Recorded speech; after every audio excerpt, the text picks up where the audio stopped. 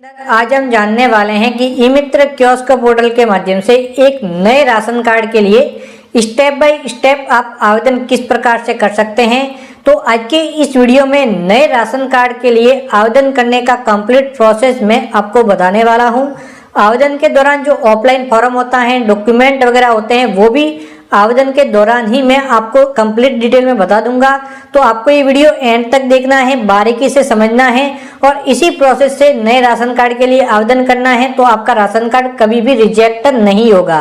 तो सिंपल जो स्टेप बता रहा हूँ उनको फॉलो करके आप आवेदन करके दे सकते हैं। तो आइए दोस्तों, चलते हैं कंप्यूटर स्क्रीन पे और जानते हैं कि ई मित्र से राशन कार्ड के लिए आवेदन किस प्रकार से होगा। राशन कार्ड बनाने के लिए सबसे पहले इमेज सिलेक्शन करेंगे और फिर कंटिन्यू पे क्लिक करेंगे। ऑफिस का सिलेक्शन किस प्रकार से करना है इसके बारे में पहले ही वीडियो बना हुआ है। फिर जैसे ही कंटिन्यू पे क्लिक करेंगे आप अगले वाले भाग पे पहुंच जाएंगे। अगले वाले भाग के अंदर आपको एक रिसिप्ट जनरेट करनी होगी। तो आवेदन रिसिप्ट फॉर्म है, यहाँ पे देख सकते हैं। तो सबसे पहले न्यू फॉर्म यहाँ पे अपने आप आ जाएगा। आप यहाँ पे नगर पालिका यहाँ पे आ चुकी हैं, शहरी क्षेत्र के लिए, ग्रामीण क्षेत्र के लिए भी यहाँ पे पंचायत समिति आ जाएगी। उसके बाद यहाँ पे वार्ड का सिलेक्शन कर लेंगे। उसके बाद यहाँ पे नाम लिखना है हिंदी के अंदर जिसका राशन कार्ड बना रहे हैं, फिर उसके पिताजी का नाम यहाँ पे, मकान संख्या यहाँ पे, फिर इसके जस्ट नीचे इलाका लिखना है जो भी उसका एड्रेस है, फिर पिन कोड लिखने हैं यहाँ पे और उसके बाद मोबाइल फ़ोन नंबर इस वाले अंतिम वाले कॉलम के अंदर आपको लिखने हैं। ये सभी डिटेल कंप्लीट डिटेल में फिलअप करने के बाद अंत में जो सबमिट बटन है यहाँ पे क्लिक करेंगे। जैसे ही सबमिट बटन पे क्लिक करेंगे आवेदन रसीद फॉर्म जनरेट हो जाएगा और आप इस पेज पे आ जाएंगे। यहाँ पे क्लिक करेंगे, यहाँ पे जो रिसिप्ट है उसका सिलेक्शन करेंगे। जैसे ही सिलेक्शन करेंगे तो यहाँ पे कुछ एक डिटेल फिलअप हो जाएगी और आप आगे बढ़ जाएंगे। तो मैं यहाँ पे जस्ट क्लिक करता हूँ, यहाँ पे क्लिक कर लिया, ये वाली डिटेल ऑटोमेटिक फिलअप हो जाएगी। आपको यहाँ पे अगर वोटर ID कार्ड नंबर है आवेदक के जिसके नाम से राशन कार्ड बन रहा है तो यहाँ पे वोटर ID नंबर डाल देने हैं। उसके बाद अनेबल स्पेशल ऑथेंटिकेशन देना चाहते हैं तो डाल सकते हैं। कास्ट सेंसर नंबर है तो वो डाल सकते हैं, वरना फिर इनको ब्लैंक कर छोड़ सकते हैं। नाम ऑफ एप्लीकेंट हिंदी में आ जाएगा तो आपको ओनली इंग्लिश में डालना है। यहाँ पे हिंदी में आ चुका है, यहाँ पे आप इंग्लिश में नाम डाल देंगे। उसके बाद आप आगे बढ़ेंगे। उसके बाद यहाँ पे एड्रेस है जो आ जाएगा। तो यहाँ पे एड्रेस कंप्लीट डिटेल में आ जाता है जिसकी जांच करेंगे। तो ये है प्रेजेंट एड्रेस और ये है परमानेंट एड्रेस। दोनों ही एड्रेस अगर सेम है तो यहाँ पे क्लिक करेंगे और ये फिलअप हो जाएगा। अलग है तो अलग से फिलअप कर लेंगे। अगर सेम है तो जस्ट यहाँ पे क्लिक करना है और ये एड्रेस यहाँ पे फिलअप हो जाएगा। उसके बाद यहाँ पे नीचे देख सकते हैं रेजिडेंशियल टाइप के अंदर आपको लेना है कि आप जो निवास कर रहे हैं समय का मकान है, किराए का है, बेघर है, स्थायी है या फिर मान्य नहीं। तो यहाँ पे जो भी ऑप्शन है वो आप ले लेंगे जो आवेदक है उसके अकॉर्डिंग।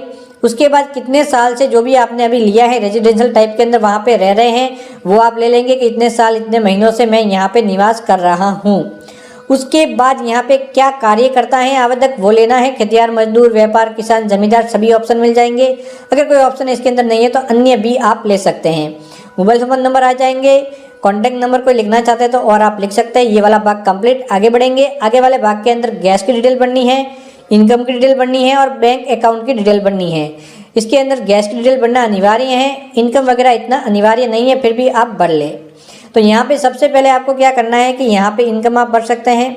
तो मैं एक एक करके आपको बता देता हूँ कि किस प्रकार से फिलअप करना है।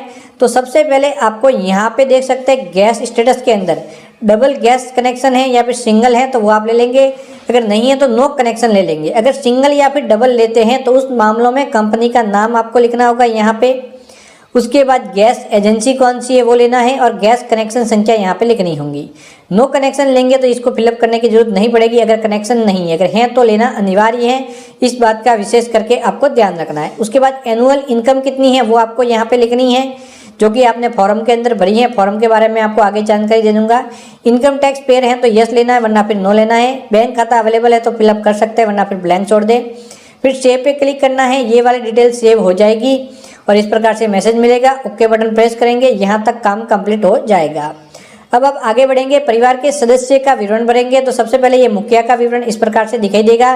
तो इसको सबसे पहले एडिट करके कंप्लीट कर लेना है। अधूरा है तो यहाँ से एडिट करके कंप्लीट करेंगे और मेंबर को जोड़ने के लिए यहाँ पे ऐड न्यू मेंबर का ऑप्शन है, यहाँ से आप जोड़ेंगे। तो एक एक करके मैं सभी मेंबर व मुखिया की डिटेल कंप्लीट कर लेता हूँ। तो सबसे पहले आपको क्या करना है, मुखिया को यहाँ से एडिट करना है। तो जस्ट यहाँ पे क्लिक करते ही डिटेल ओपन हो जाएगी। तो यहाँ पे देख सकते हैं इस प्रकार से डिटेल आएगी। तो सबसे पहले यहाँ पे हिंदी में नाम मुखिया का अपने आप आ जाएगा, जो रिसिप्ट जनरेट की वहाँ से इंग्लिश में लिखेंगे, यहाँ पे मदर्स नेम हिंदी में यहाँ पे लिखेंगे और इसके जस्ट बैक साइड में मुखिया के माता का नाम इंग्लिश में लिखेंगे, फादर्स नेम यहाँ पे आ जाएगा, फादर्स का नाम इंग्लिश में यहाँ पे लिखेंगे।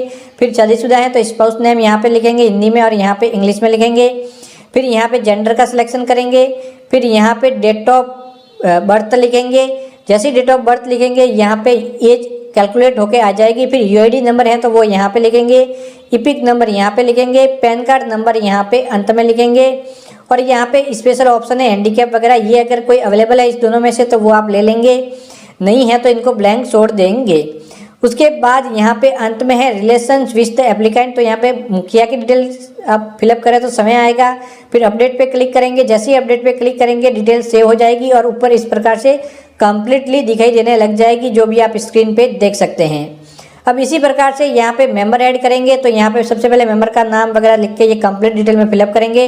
तो मेंबर का नाम हिंदी में यहाँ पे लिखना है, इंग्लिश में यहाँ पे लिखना है, मेंबर के मदर्स का नाम यहाँ पे लिखना है हिंदी में, यहाँ पे इंग्लिश में, फिर यहाँ पे हिंदी में फादर्स नेम और यहाँ पे इंग्लिश में फादर्स नेम, स्पाउस नेम है तो यहाँ पे हिंदी में और इसके जस्ट बैक में इंग्लिश में लिखना है। जेंडर का सिलेक्शन करना है यहाँ से।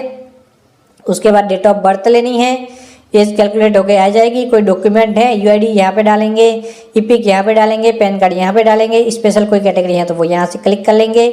उसके बाद मुखिया से इसका क्या संबंध है वो आप यहाँ पे ले लेंगे। तो मुखिया से जो भी संबंध है वो आपको यहाँ पे ले लेना है। संबंध लेने के बाद ऐड न्यू मेंबर पे जस्ट आप क्लिक करेंगे। तो यहाँ पे मैं पत्नी है ये, तो मैंने पत्नी ले लिया, डिटेल फिलअप कर ली, फिर ऐड पे क्लिक करूँगा, ये डिटेल ऐड होकर यहाँ पे सेव होकर दिखाई देने लग जाएगी। ये दोस्तों देख सकते हैं ये ऐड हो चुकी है। अब परिवार के अंदर और भी कोई सदस्य है तो उनकी डिटेल भी यहाँ पे लिख लेंगे, ऐड करेंगे तो एक एक करके सभी ऐड हो जाएगी। तो एक बार मैं सभी ऐड करके आपको बता देता हूँ। तो ये सभी यहाँ पे जैसे ही दोस्तों देख सकते हैं चारों के चारों मेंबर थे इसके अंदर ऐड हो चुके हैं। ये समय था, ये इसकी पत्नी है, ये इसका बेटा है और ये बेटा है और सदस्य है तो वो भी आप ले सकते हैं। अगर इसके अंदर कोई भी गलती हो जाती है डिलीट का ऑप्शन है, यहाँ से डिलीट कर सकते हैं, एडिट का ऑप्शन से एडिट भी कर सकते हैं फाइनल सबमिट करने से पूर्व में। उसके बाद आप आगे बढ़ेंगे और यहाँ पे मुखिया का फोटो व सिग्नेचर अपलोड करेंगे। तो ये वाला भाग था फैमिली मेंबर का, कंप्लीट हो चुका है। अब आगे बढ़ते हैं। यहाँ पे सूच फाइल के अंदर 10 से 20 KB की साइज का पासपोर्ट साइज फोटो यहाँ पे स्कैन करके अपलोड करना है, जो कि फॉर्म के ऊपर लगाया गया है। और सिग्नेचर 20 KB से कम साइज के अंदर अपलोड करने हैं। तो फोटो के लिए सूच फाइल पे जाएंगे, क्लिक करेंगे, जहाँ फोटो पड़ा है उस लोकेशन से फोटो का सिलेक्शन करके ओपन पे क्लिक करेंगे। इसी प्रकार से सिग्नेचर का सिलेक्शन करेंगे और सिग्नेचर का सिलेक्शन करने के बाद यहाँ पे आप सेव पे क्लिक करेंगे। जैसे सेव पे क्लिक करेंगे यहाँ पे फोटो व सिग्नेचर अपलोड हो जाएंगे। अगर सफलतापूर्वक अपलोड होंगे तो इस प्रकार से दिखाई देने लग जाएंगे। ये वाला भाग कंप्लीट हो चुका है। अब आप अंत में पहुंच जाएंगे। अंतिम वाले भाग के अंदर डॉक्यूमेंट अपलोड करने हैं।